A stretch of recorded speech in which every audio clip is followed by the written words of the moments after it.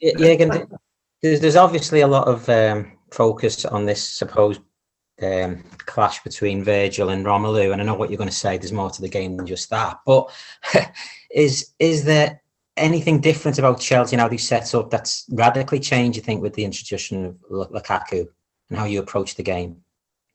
Yeah, of course. I like whoever played up front. So maybe the closest was obviously when Giroud played up front, but not still then very different. But it's closer than when Werner played up front for Chelsea. Of course, Romelu is a fixed point. So he is. Yes, you can find him maybe on the wings in moments, but it's not that he will be there the majority of the time. He really wants to keep the center halves in the center, have these challenges, want to have body contact, all these kind of things. And then you have these wild running and really skilled boys around him, Mason, Mount, probably Havertz, not sure. They have obviously a lot of other options who will start then. Then you have the wing backs, which they most of the time, if not always, use. Then Reece, James, and Chilwell or Alonso on the left side. Two very, very, very good midfielders. So is it Kante and Jorginho or Kovacic and Jorginho or whoever? So that's the thing you can expect. But of course, if Romelu is playing, then that's a different kind of play. But each cross is now, if you let them cross, each ball in the box is immediately a major problem. Probably that's how it was with Giroud again as well. But Romelu, when you saw the last game against Arsenal, the 2 goals they scored, even the one was Reece James across to him. You could see how Arsenal tried to defend it, how he got rid of the centre half, and then came in the box for a pretty easy goal. The other goal which Reece scored was then because the formation of Arsenal was really central, so he was completely free on the right inside the 18-yard box already. I'd say it's really not that easy because they are impressive in these kind of things. So it's how always in football, if you don't want to have the problems there, you should avoid the passes to that area. That's what we obviously will try. But if the ball is there, you have to defend it anyway. Right.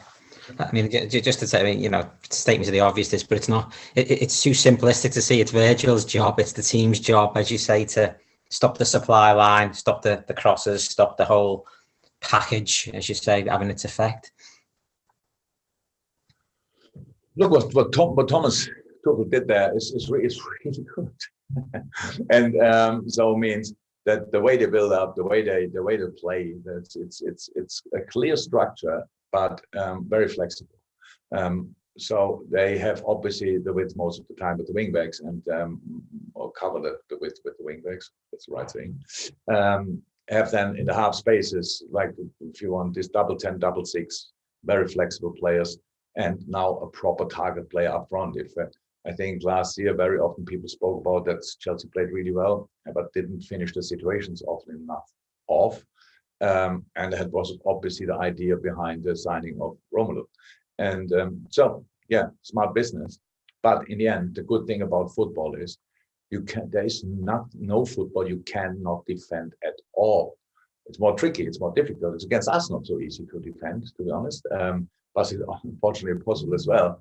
And so these are the different aspects. And of course, it's not, you can make whichever headline you want to write about Romelu and Virgil.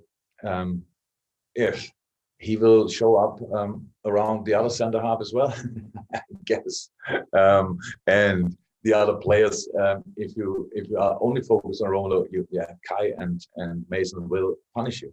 So that's the situation. It's a good football team. That's why they won the Champions League. We are a good football team, and now let's play the game.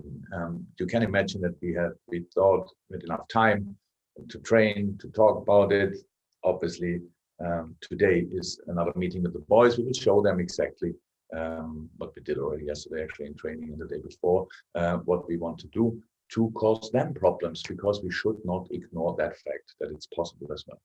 Okay, final 2 questions. Paul Joyce, and we finish with Andy Hunter. Paul, from the time. Yeah, sorry, Jurgen. When you get a visit from Arsene Wenger, do you take time to maybe pick his brains on things? Did you get any advice from him this week that you maybe use for your career going forward? I mean, do you take that opportunity, given what he's done in the game, to ask him questions? How did your meeting go with him? Good, very good. He is a little bit before, but a very nice guy, very nice, impressive person. But he was here actually to as a FIFA representative. Yeah. So and we had time together, but it was more that he showed me the things the FIFA wants to do structure-wise in the future, and wanted to know my opinion. There was no real time then on top of that I didn't wrote any questions down to ask him. It's just I never did that, to be honest, not only with him, not because I'm a big believer and you always have to find your own way to deal with the specific problems over a day. We had a good laugh as well about similar problems he had to the problems I have now. He's not overly disappointed about not having these problems anymore. And no, it was just a nice talk. But then he wanted to know my opinion about the FIFA plans. Okay. And Andy, to finish on the game. Hi, Jürgen. There's been mentioned that obviously you're facing maybe a different Chelsea team in terms of the personnel, or having a different striker up front. But do you think you're facing a different Chelsea team now in terms of maybe the swagger they have because they've won the Champions League? And was that something that you noticed about your team going into the titles winning season, having just won the Champions League? Do you think something similar could happen to Chelsea this year? I hope not, but it's possible, of course. Last night they got pretty much all prizes, right? All the players, goalie, yes. Oh no, defender was, yes. But midfielder and no striker was Haaland, right? So they got most of the prizes. Yes, and yeah, I say goalkeeper. Yeah, I know, Mandy, I know. So, and that's yeah, that's never harms the confidence, let me say it like that. But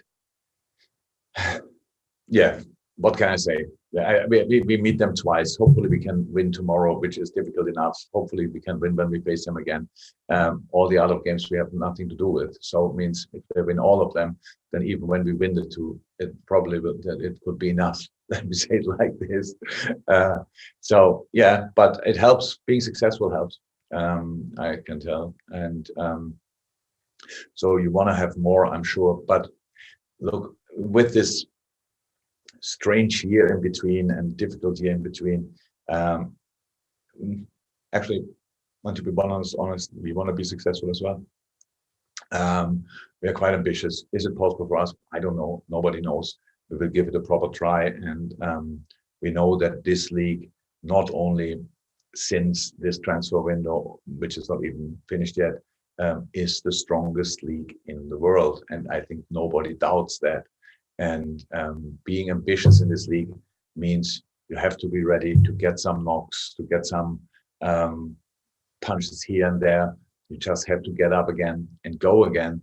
And with the quality we have, if we can do that, then again, the only plan was always that we are able to beat the best teams in the world, whoever that is. We never thought about being the best team in the world. So obviously in this moment, nobody thinks we are the best team in the world. Good.